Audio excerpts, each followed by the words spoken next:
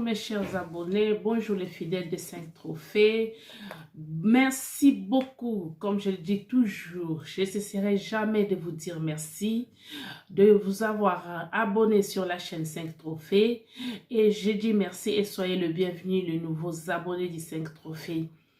Bande kobalandi to yesu suko solo lokola momesano to so likambo na Congo na biso. Ba info ezebele. Bolimbisanga rimezo tumisanga ya okota to solo la bandeko. Bandeko soko landi biso tango zo kota luka moyen tango zo mona biso ngai na zo loba déjà au fini musapi na j'aime pour na sécuriser vidéo bocha pe ba j'aime belé de la même façon bozo commenter boza ko visionner, je vous le demande aussi bocha ba j'aime wana okoti ango tango zo mon émission ezo le kanase ezali s'abonner ceux qui n'ont s'abonner te au fini s'abonner au fini susu na tout tango zo fina s'abonner au moins fungole liyo bangonga misatu au fini na sika ba komi tout.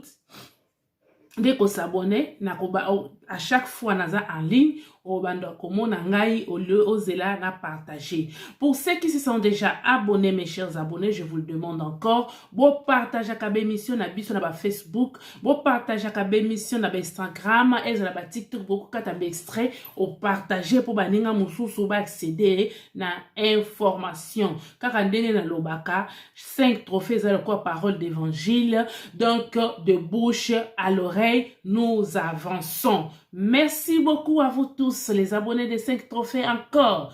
Bande koba obazutu nanga aimé ezanini. Bo continue sa vidéo pendant que je parle, pendant que nazali koloba. Au moins na sika musape cheboyo, TikTok, et c'est bon. Dito saka na Facebook na photo so muta publier o cheboy neto o lingi. Na sa vidéo pe au moins na musape cheboye, OK na musape na o cheboye. Bocha ba j'aime belé pour na ko sécuriser vidéo bande ko balandi. Bande koto yoko solo le sous l'information eza ebele ya Congo démocratique dit Congo. Tozo banda d'information ya nani prise de bâton ya Félix Tshisekedi Tshilombo na accord cadre d'Addis Abeba mécanisme de suivi.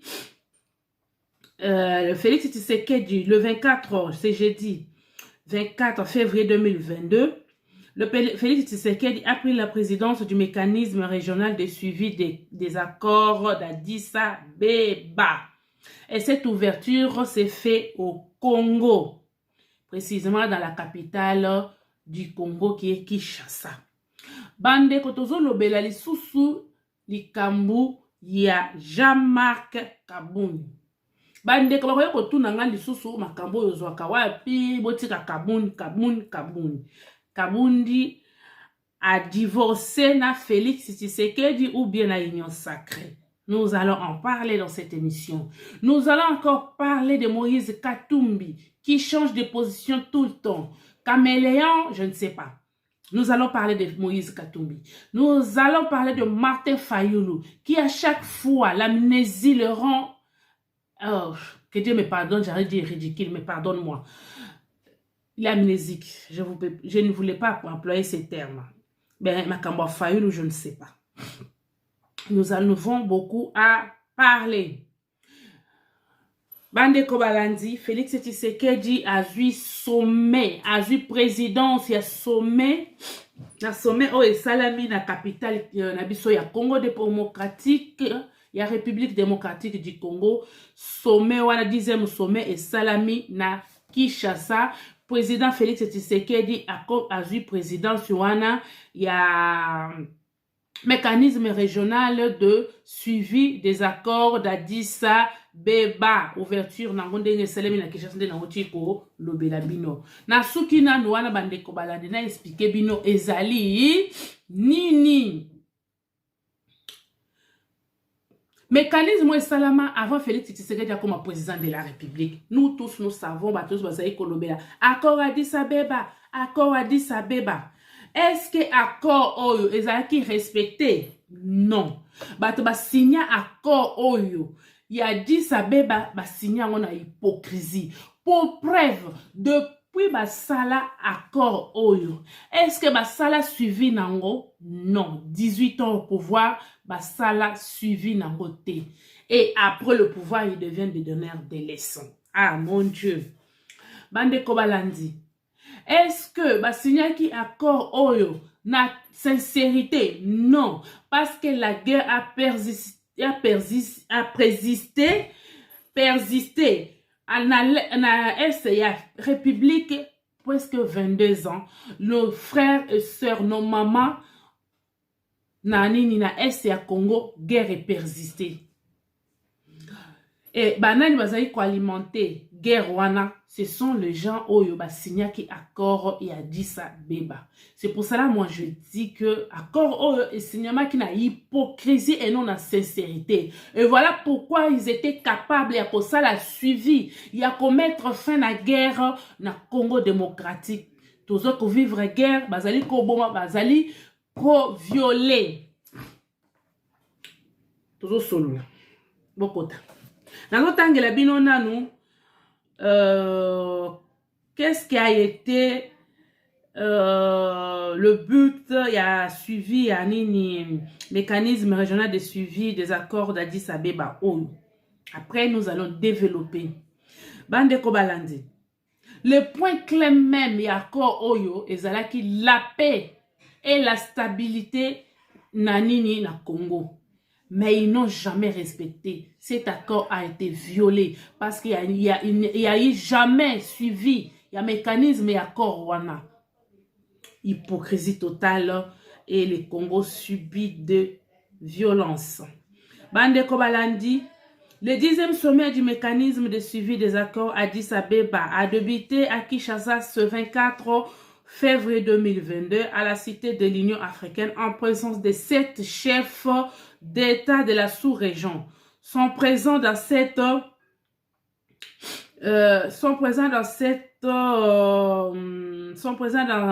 dans les chapiteaux érigés à cet effet le président Sassou Nguesso Congo-Brazzaville, Cyril Ramaphosa Afrique du Sud, Archage Tangira Centrafrique, Joao Lorenzo Angola, Yoweri Museveni Kaguta Uganda, Dashimie Evariste Burundi, ainsi que le président Tshisekedi les a accueillis. Donc ça fait 7 présidents africains au Bazala qui na 10e sommet wana et c'était là qui na Kinshasa. Mais ils a pas si pour tomoni vraiment hypocrisie à Kagame na absence na qui est remarquable.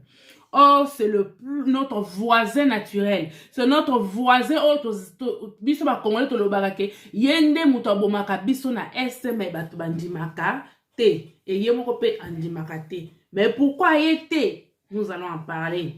Mais il y a été président, il y a Afrique du Sud, quartier général, il y a des terroristes, il y a Congo, quartier général, il y a Bayinani à Congo, Azalaki a copé ça y est, rapport parce que quelque part l'Afrique du Sud soutient Paul Kagame, Nabama Kamunaye, quartier général, coup d'état, ou mingi sala makanaki chassa, so botali, natan wa musée, ezali batouana bavanda kakaka, na Afrique du Sud. L'ouverture du sommet a été ponctuée par diverses allocutions, dont celle de Madame Julien Lusengou au nom de l'agent féminine de la sous-région, Monsieur Bernard Ketey, envoyé spécial de l'Union européenne dans le Grand Lac, Jean-Pierre Lacroix, le secrétaire général adjoint des Nations Unies, représentant personnel du secrétaire général des Nations Unies empêché, a déclaré qu'il est ici pour évaluer les progrès réalisés par le parti signataire. Les Nations Unies se félicitent d'ores déjà de progrès accomplis. Les Nations Unies appellent à tous les continents, appellent à tous de continuer ces progrès et en profitent pour condamner les violences répétées que subit la RDC dans sa partie Est suite aux extractions commises pour des civils. Ça, c'est de l'hypocrisie, non? Est-ce qu'il condamne seulement aujourd'hui? Est-ce que Zali Kaka na 10e sommet, ne bango inyo oyo, va comprendre que pour condamner Makambo oyo? Accord au signamé, 9 ans après, bato va koufi na Est, bazo violé, ba vidéo ils ont tambola. Ils ont fait sourd d'oreille, comme si Congo et Zali Banyamande bazali ko vivre. Et ce maintenant, dans l'hypocrisie, bazo ya kolobako, non, nous condamnons, nous faisons ceci. Ba marche combien ça l'amène l'étranger. Ba marche combien la diaspora. Quand on parle de diaspora, on ne parle seulement pas de France. Même Brazzaville, même Angola. Moutinyo Sazali Banda ya Congo, Aza diaspora. Bato bakoufi bazo violer bato na kata ba vidéo ba balancer. Bazo kata bato mitu lokola ba soso na ba machette ba balancer. Quelle hypocrisie! Nous continuons. Bandeko. Ba mona biso bazo bana bango. Les Nations Unies qui agissent par le biais de la MONUSCO en RDC profitent également de cette occasion pour présenter leurs condoléances au président Tshisekedi et à tout le peuple congolais. N'importe quoi. Nous n'avons pas besoin de votre mes condoléances parce que nous avons eu un président au Congo. Oh, Yazaki, à ta mot de circonstance, à ta petit. Mes condoléances à Tikala Kosala yango tata na RTNC na biso ceux qui ba congolais bazali ko kufa. C'est pas maintenant là. Vous allez jouer l'hypocrisie à compatir na RDC pour l'obake. Non non non non non non non, ça c'est du n'importe quoi. Et vous vous moquez de gens comment? Nous sommes habitués à enterrer nos morts, nous sommes habitués à pleurer nos morts et ça nous a rendus forts. Et petit à petit, nous avançons à nous venger. Un jour, les Nations Unies a dit, Messieurs Lacroix, continueront à plaider auprès des nations, auprès de la communauté internationale pour une grande solidarité envers l'Afrique du point de vue de finances, de la santé, de la lutte contre le terrorisme, etc. Je passe. La passation des pouvoirs entre Museveni et Tshisekedi, d'autres intervenants ont pris la parole, dont le président ougandais, peu après l'allocution du président Museveni qui présidait jusqu'à là le mécanisme. Il y a eu passation de pouvoir entre ces derniers et le président Félix Tshisekedi. Le désormais président du mécanisme régional de suivi des accords Addis Abeba. Quand il y a eu la guerre de 6 jours na Kisangani, Museveni a mona quitté. Ce sont eux qui ont signé cet accord. Ils n'ont jamais respecté la RDC. Pourquoi va ça semblant? Ah, Nzambe.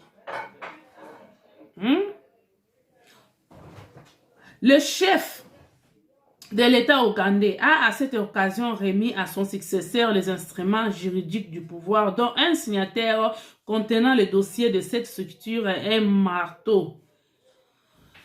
Le président Félix Tshisekedi a dans son discours indiqué qu'il a placé son mandat sous le régime de la consolidarisation de progrès accompli dans la mise en œuvre de l'accord cadre Addis Abeba.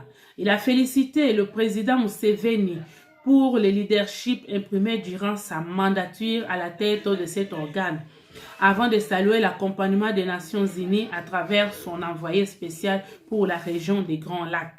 9 enfants, jour pour jour, se sont écoulés. 9 ans jour pour jour se sont écoulés depuis la signature de cet accord, qui jadis avait suscité l'espoir, notamment celui d'un événement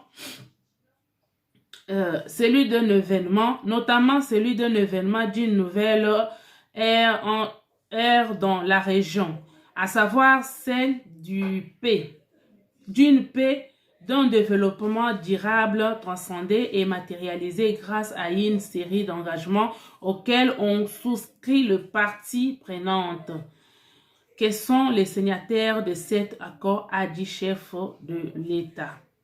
La paix, condition indispensable pour tout développement, a encore dit le président Félix Tshisekedi Tshilombo.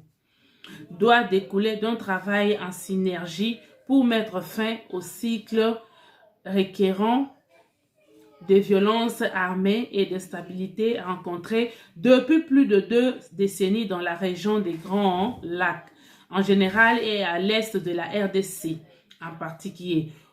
Pour le chef de l'État, plusieurs défis doivent être relevés pour rompre la spirale de violence découlant de l'activisme des groupes armés locaux et régionaux dont le plus nocif s'avère être les ADF.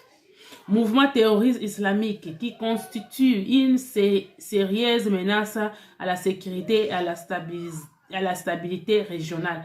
Après la cérémonie de passation de pouvoir et le discours du président Tshisekedi, un huis clos a suivi entre le chef de l'État, des gouvernements et de hauts cadres représentants d'organisations internationales. Selon le programme officiel, un communiqué conjoint devrait être lu à l'issue de ces huis clos. Ce que pourrait contenir le communiqué conjoint, la promotion du dialogue et des processus politiques inclus, le renforcement de la coopération en matière de sécurité contre les forces négatives. De ce point de vue, le sommet devrait condamner fermement la reprise des activités militaires de certains membres de l'ex-M23 dans l'est de la RDC et sommet ces derniers de cesser tout activisme et de se rendre. La promotion de l'intégrité régionale. La promotion de l'intégration régionale, la promotion du rôle de femmes, de jeunes et de sa société civile, en réunissant des sources suffisantes pour répondre à leurs aspirations. Bandeko, tozo solo. Bato yo bazai motema mabe, bazai na hypocrisie moko. Yango bato bazo condamner Félix Tshisekedi. Les gens qui ont condamné Félix Tshisekedi dès le début. Oh non, il fallait que de la guerre na Rwanda. Il fallait que de la boy, que la boy. Bozo mona hypocrisie ya ba voisin na biso. Ba signer mécanisme oyo me batikala ko sala suivi na ngote. 9 ans après, il fallait Félix Tshisekedi a sala que ba landela yango. Oh tant ba sala ki nini ba signaki accord ya Addis Abeba otolobela ka mikono sa Addis Abeba point clé ezaki stabilité na paix na Congo. Et vous voyez pourquoi Kagame ne pouvait pas venir, parce que vous avez vu l'agitation ya Kagame bato balandaka ba mission na ngana ebisa bino ke Kagame s'agite parce qu'azo mona que Félix Tshisekedi dans la douceur azo chaye kokoso mutu azana ba minéralité mais azana usine ya raffinerie. Bato oyo ba condamné ki Félix Tshisekedi que il fallait tout ça la guerre. Tout ça la guerre avec quelle armée? Bozomona oh ils ont les entre nani Russie nani Ukraine. Guerre exagérée d'enfanter. Guerre exagérée ya bakash kashte. Quand tu déclenches la guerre, il faut être à mesure ya ko assumer. Mais Félix Tshisekedi azaki civil. Et si quand oh bato bakoka kite oh azaki comme il soi-disant militaire, des faux militaires, le militaire de circonstance, ba comme si ba major balati ba pete oh sengela ki na bangote. Ba si guerre ya est oh bango moko ba yaki na ngote. Ba koki kozongi c'est la biso courant bango ba karate ki na kenge kuna tetango bazo kota. Ba katela ka biso ba mai ba koki kozongi c'est la biso mai teti ba vandi ba zone ba keyi ba tiki biso na kokoso. Et ces gens-là, vous pensez que bakozala à mesure ya ko sala suivi ya ba sala ki ngote. Et voilà pourquoi bato bazoto Kagame ayete ba ke no Félix Tshisekedi ke no komeme na makasi. Culpabilité ils ont joué na kati na ye parce que ayebi makambo oh ya zo sala biso. Ayebi hypocrisie dernièrement quand ça qui batu mbangwa na est soi-disant batu ba témoin de Jéhovah oh tozo ki ma vaccin et ba militaire na biso ba zongisa ki bango mbango. Kagame a yebi fait naye. Dans d'autres vidéos, je vous avais dit que Kagame a pensé qu'il est le plus fort. Nous avons eu de plus fort. Et nous avons vu la chute de plus fort.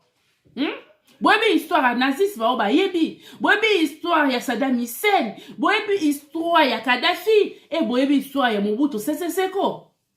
Kagame ni Kabila ne sont pas le plus fort dans ce monde. Mais le col et le ridicule ne tue pas. Le col est bazali batoyo, bazali bateyami, na kat na ba exemple te o ezali ki liboso na bango na histoire te. Bazali ko s'entêter et chute na bango e ko zala kaka. Mon côté a kotika la éternel. Voilà pourquoi Kagame akoyi koyate parce que ba signaki accord oyo na hypocrisie. Bah, signé qu'il y a hypocrisie. Et dans cette hypocrisie, ils ont infiltré notre armée. Dans cette hypocrisie, bah, détruire entreprise Nabiso. Dans cette hypocrisie, bah, appauvrir le peuple congolais. Bah, rendre le peuple congolais beaucoup, plus de la moitié du peuple congolais analphabète. Bah, donc, qu'on raisonne, les Congolais, bah, réduire kanako lia. Mouto azananzal, akokanisa musika ndenyani. Voilà pourquoi tous souffrir. Et le Congolais, Nazalek Naïb Sakabino, il n'est jamais trop tard pour te sauver Congo. Toti kaba distraction, oh ya, oh ekolo boy, oh boy na boy, oh chilombo tekimboka, oh boy na boy.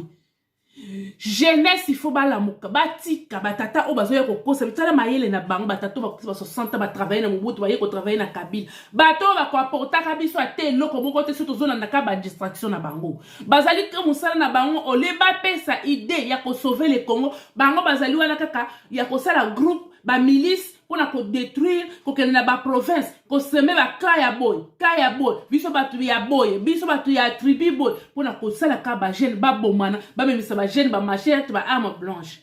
La jeunesse congolaise. Ceux qui bozali ko la mukate, les Congolais en général. Bozakaka bino combat na bino ezali ya ko finga, combat na bino ezali ya ko détruire, ya ko diaboliser. Bozo tala les nini fond ya problème te. Vous allez qu'à la forme, nous allons souffrir longtemps. Ce qui vous donne l'amour qui était bakdeko, vous allez qu'à tourner qu'à rond. Et Félix Tshisekedi seul ne peut rien.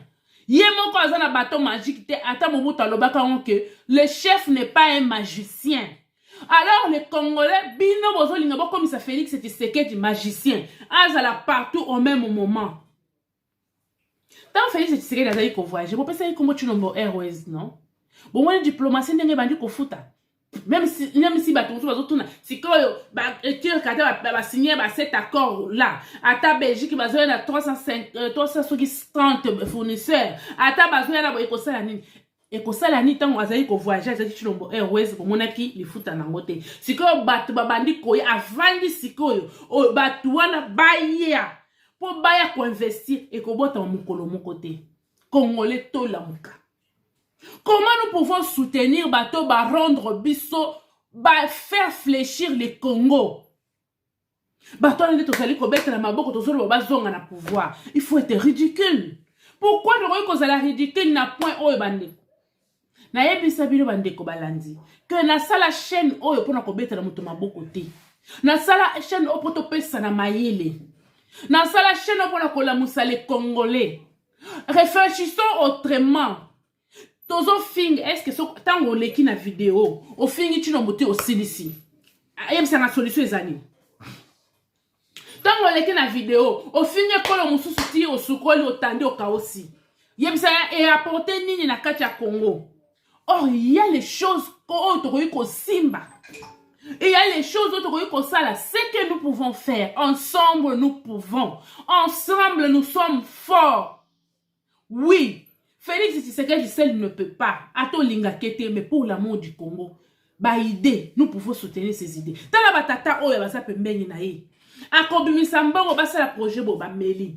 Ba misi mbongo basa ba twana ndek baza ya ko kabelo bino ba miette. Bango bazo gagner et beta on monte 500 op pesa yo. C'est kaza mezi ya kozoa e belé. Azo zo yango po ale ki celebi, bazo le ki celebi no temps jeunesse congolais. Le temps bino bo réfléchir, bazo kosa bino na ba tribalisme, bo bomana entre bino na bino jeunesse. Or toza la population jeunesse na biso ezana no belé koleka ba veya net ba poto mususu ba komba mikolo e belé. Mais biso tozana une grande, plus de la moitié, il y a la jeunesse na biso. La jeunesse congolaise, tout l'amour. Tout ka distraction. Tout ka distraction. Bande ko balandi.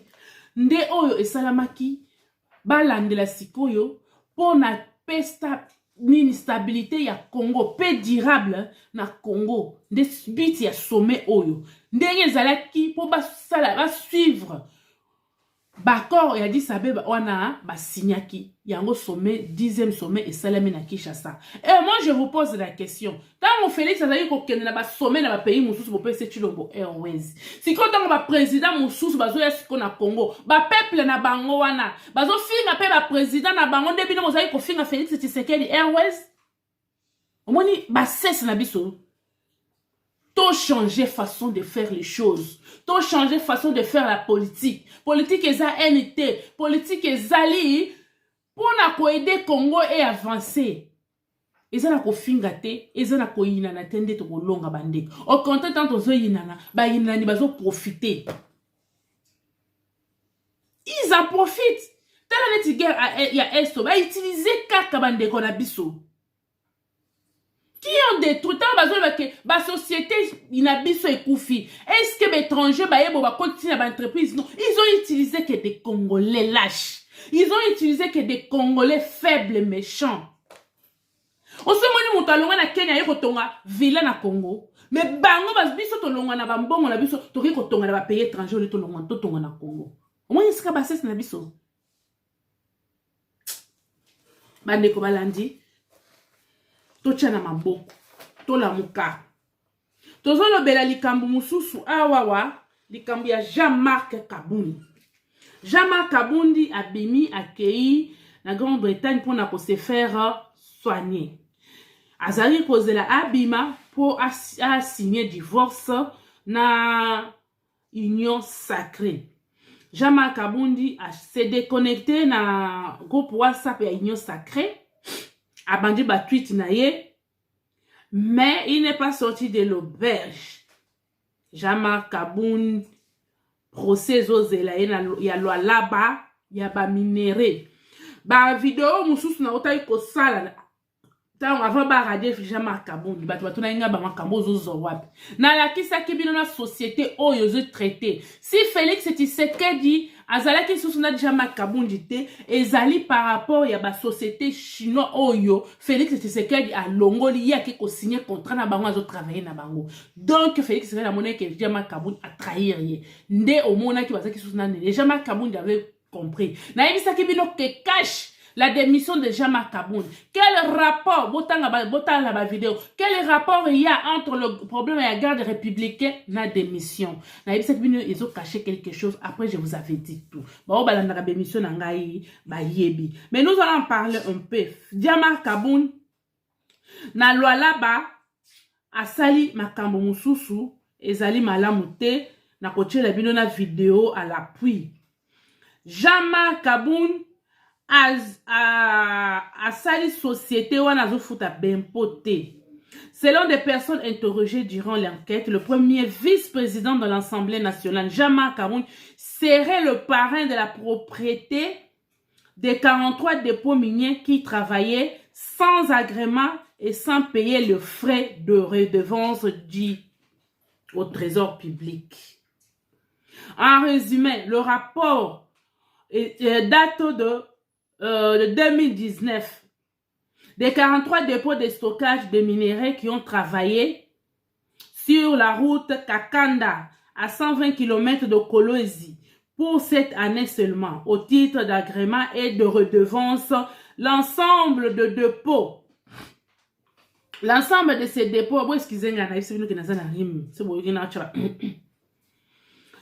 l'ensemble de ces dépôts appartenant à une personne, Madame Joyce, elle doit à la province de Lualaba un montant de 1,5 milliard, plus d'1,5 milliard. Et pour l'année 2020, 39 dépôts ont fonctionné dans le même système et doivent à la province 994 500 $ pour l'année 2021. Dans le même village Kambimbi, sur la route Kakanda, et doivent 918 000 $ à la province. Le total cumulé en y ajoutant le mois de janvier 2022 où les camions sortaient frauduleusement doivent 663 millions de dollars au trésor public. Ces chiffres à 3672 millions de dollars. Un vrai capitole. Et ça passe, hein. En outre, nous avons sauté, hein, il est présent dans ces commerces florissants plusieurs Chinois, dont les noms apparaissent clairement dans le rapport. On travaillait des concerts avec le dépôt. Donc, société où Jama Kabouni a travaillé nango, pour mieux comprendre l'étendue de cette fraude, les enquêteurs ont établi que l'installation et le fonctionnement de ces dépôts ont été facilités par le ministère provincial des mines d'Iloalaba et couverts par la coopérative Comias Scope des sociétés chinoises Oyo et facilité Jama Kabouni, qui appartenait à M. Eric Tissola, le directeur de cabinet du ministre provincial de mines. Le même enquête appelle les autorités compétentes d'imposer des sanctions exemplaires contre toutes les personnes impliquées dans cette magouille, afin de restaurer non seulement l'État dans ses droits, mais surtout pour décourager la fraude fiscale. Quand je vous disais que Jean-Marc Kabouni, il était devenu Katumba Mwake na gouvernement de Félix Tshisekedi Tshilombo.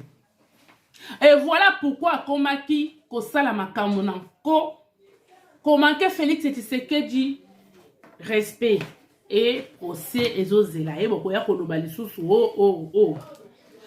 Et parenthèse à mouké, je dis aux gens oh bazolinga ba opposer les gens de Kasaï oriental et Kasaï occidental.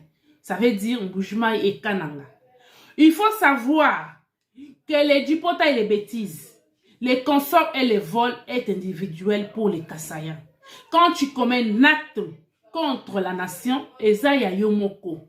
Et jamais bokomona ka epe bozo monate ba Kasaïen ba telemik. Nous, les ressortissants de Bakangi François Beya bomoni angote.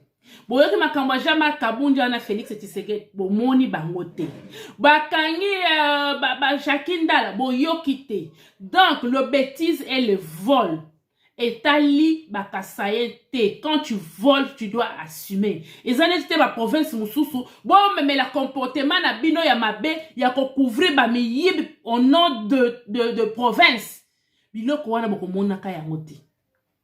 Bon, moi, qui ngoyi kassage, bazu problème, wana mokia. Bon, moi, balouba batemi que nous, les ressortissants, pour bazangi mounoko koloba.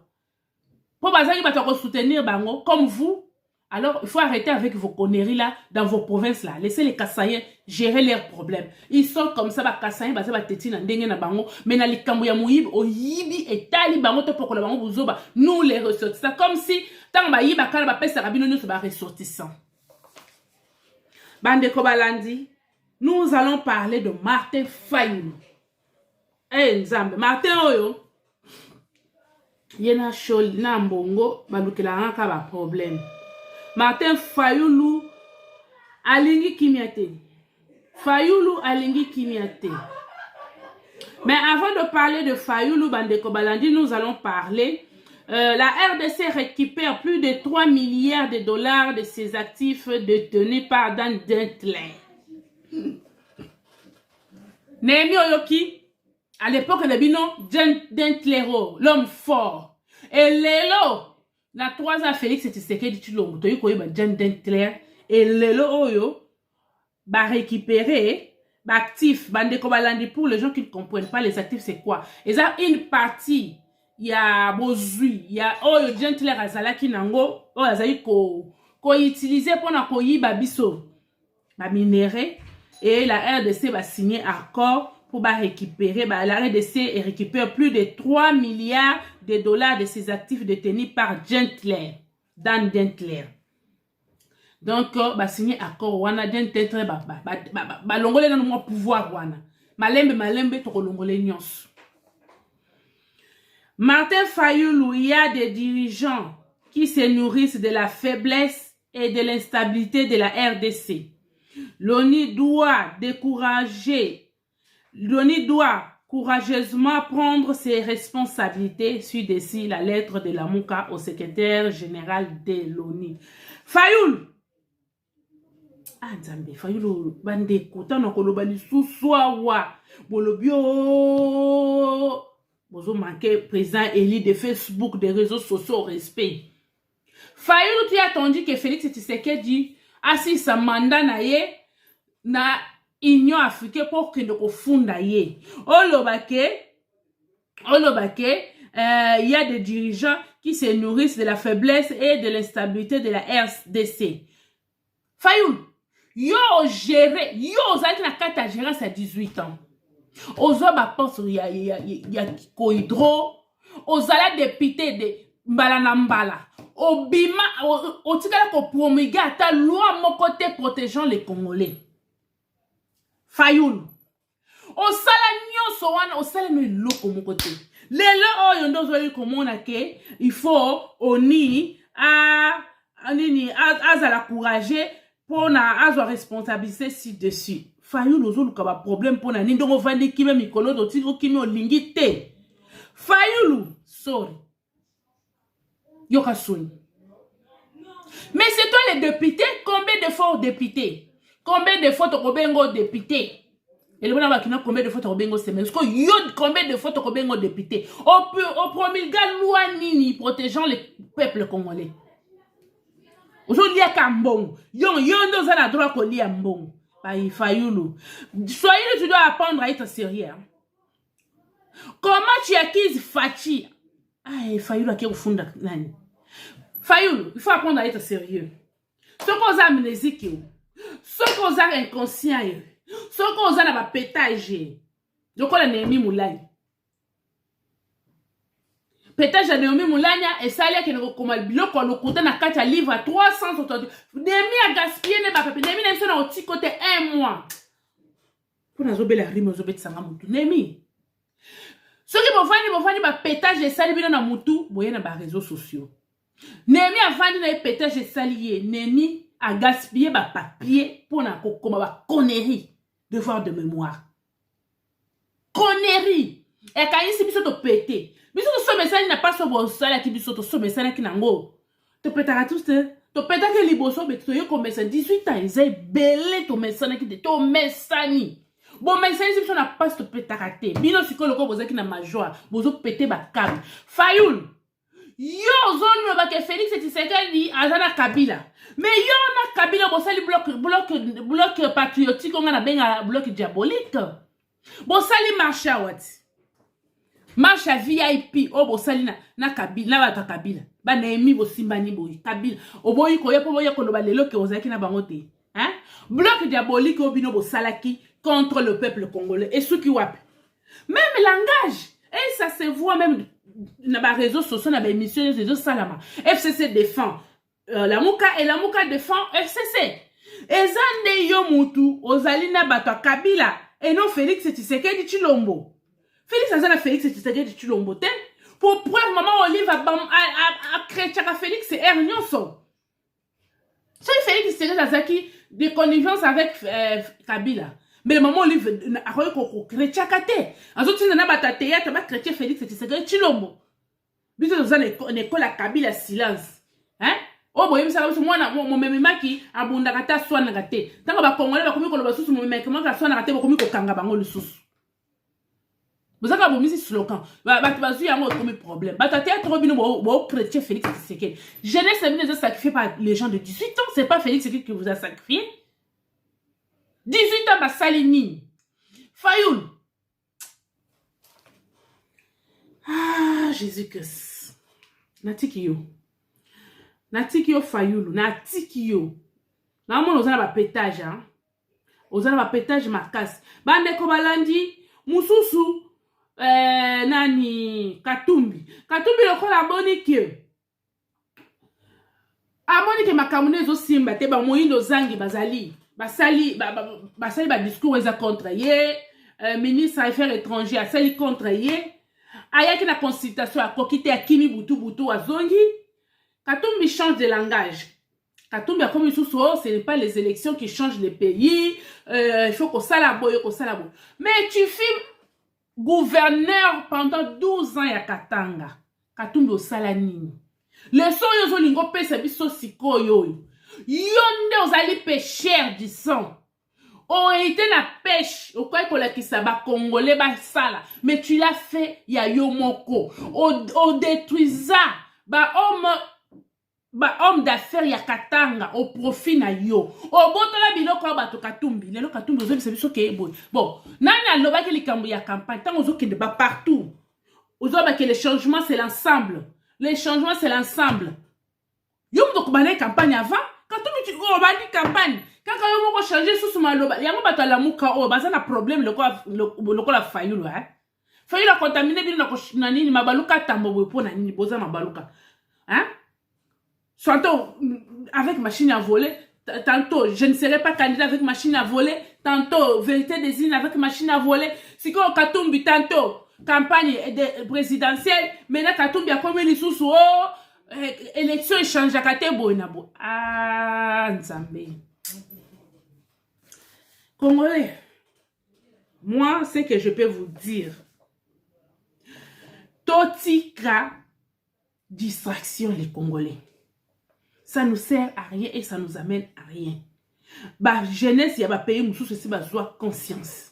Conscience, il y a pour ça la Congo, et non, on a une injure, ce qu'on sait l'émission fingi, de on est qu'on sait l'émission. Non, non, non, non, non. Ce qu'on sait l'ibotani, bah, comme qu'on finga, bien, bah, président, nous, que tu es bien kobine na koloba. Pour bazo kama kamusu to lobaka na linga te banga ba tsepe to yebika ko finga. Prenons les choses au sérieux, traitons le problème de fond. Totika oh nyoso ya ba mati ba iba pesi bon ko finga. Non.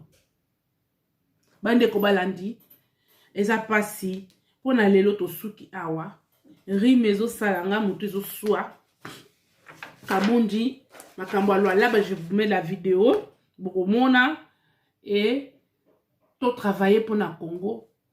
Nzamba lo la pate de la Congo. Makambo oyo yeso kezali ya paix durable.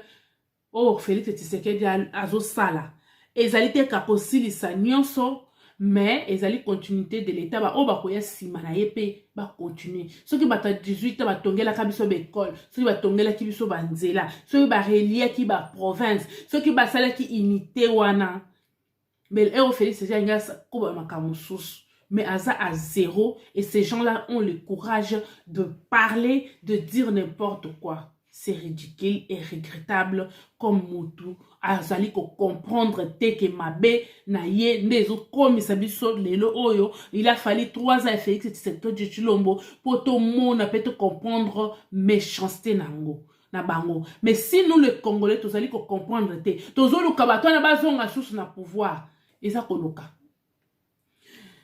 Tous ceux qui sont likambo ramo yo tolobaki mais boyo kama kambo bato yo bazo sala à quelques jours de la répression de la suppression des taxes pour n'importe non taxes et bazo supprimer la mars awa comme cela ne suffisait pas l'ARPTC organise une cérémonie de restitution des appareils mobiles volés à leurs frais propriétaires. Ah, quel est le nom du bandeko?